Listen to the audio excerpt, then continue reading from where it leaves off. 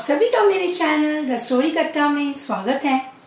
आशा है आप मेरी सारी कहानियाँ सुन रहे होंगे और पसंद भी कर रहे होंगे। अब आपको मैं एक बात पूछना चाहती हूँ।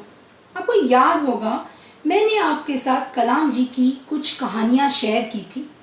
जी हाँ, आज उसी सीरीज़ का एक चौथा भाग और आखिरी भाग मैं आप लोगों से बांटूंगी और मैं आज आपसे ये भाग हिंदी में कहूँगी। उससे पहले मेरा आप सभी से एक सवाल है। आप जानते हैं कि उन्हें एक नाम से जाना जाता था, एक बहुत ही प्रसिद्ध नाम, द मिसाइल मैन। आपको पता है क्यों जाना जाता था इस नाम से? और आप जानना चाहेंगे? तो चलिए सुनते हैं इस किस्से को। ये उन दिनों की बात है जब अग्नि के प्रक्षेपण की तैयारी हो रही थी। अब आप सोच रहे होंगे प्रक्षेपण क्या है? ये प्रक्षेपण है यानी लॉन्च। इसकी तैयारियां चल रही थी और लगातार असफलता मिल रही थी। अखबार वाले तो हाथ धोकर पीछे पड़ गए थे। उन्हें जानना था ये असफलता का कारण।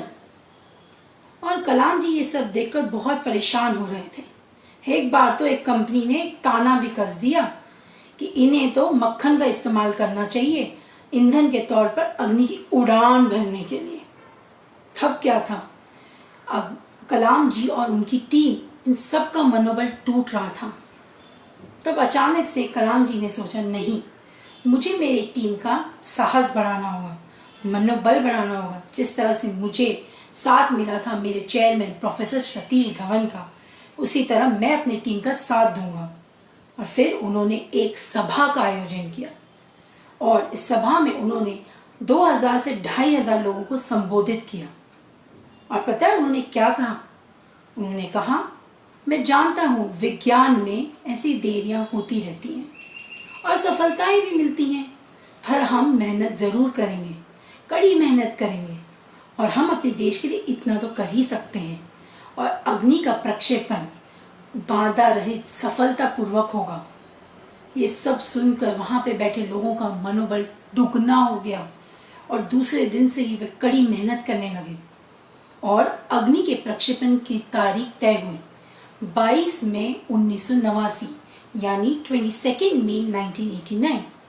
अब इस प्रक्षेपण के लिए दिग्गज लोग शामिल होने वाले थे। जी हाँ, रक्षा मंत्री, सेना के जनरल कलाम जी, ये सब शामिल थे। अब प्रक्षेपण की एक रात पहले रक्षा मंत्री, सेना के जनरल और कलाम जी सैर के लिए निकले। समुद्र के किनारे ठंडा मौसम, वातावरण भी बहुत अच्छा था। लेकिन सबके मन में एक ही सवाल घूमड़ रहा था, कल प्रक्षेपण सफल तो रहेगा ना? पर कोई कुछ बोल ही नहीं रहा था। तब अचानक से रक्षा मंत्री ने एक सवाल पूछा कलाम जी से। पता है क्या पूछा? कलाम जी, आप बताइए, कल तो प्रक्षेपण सफल रहेगा ही, तो हम इस सफलता को मनाएं कैसे? आपको क्या चाहिए? कलाम जी सोच में पड़ गए। उन्होंने सोचा, मुझे क्या चाहिए? मेरे पास तो सब कुछ है।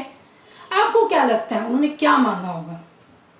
उन्होंने बहुत ही अच्छी और बहुत ही अच्छे विचार से जो मांगा, बहुत ही सरल विचार था उनका। उन्होंने मांगा कि हमारे शोध केंद्र में 1000 पौधों का रोपण करना है और मैं चाहता हूं कि हम वो 1000 पौधे लगाएं। ये सुनकर रक्षा मंत्री बहुत खुश हुए, गदगद मुस्कुरा उठे। उन्होंने कहा, कलाम जी, आप तो धरती माता का आशीर्वाद मांग रहे हैं, कल प्रक्षेपण सफल जरूर होगा। और फिर क्या था, दूसरे दिन 7:10 पर प्रक्षेपण सफल हुआ। अग्नि ने उड़ान भरी सफलतापूर्वक, बाधा रहित। ऑल स्टेजेस वर परफॉर्म सक्सेसफुली। जी हाँ, सारे स्टेज सक्सेसफुली परफॉर्म किए गए और 5 साल की मेहनत रंग लाई। इतनी कड़ी मेहनत, ऐसा लग रहा था घोर अंधेरे के बाद एक सुंदर सवेरा दिखने को मिला। ये जो किस्सा है ना, कलाम जी की जिंदगी का बहुत ही करीब का किस्सा है, उनके दिल के बहुत करीब था। आशा है आप सभी को ये कहानी पसंद आई होगी। उम्मीद है आप सबको पसंद आई होगी। और मैं आपसे एक और कहना चाहती हूँ,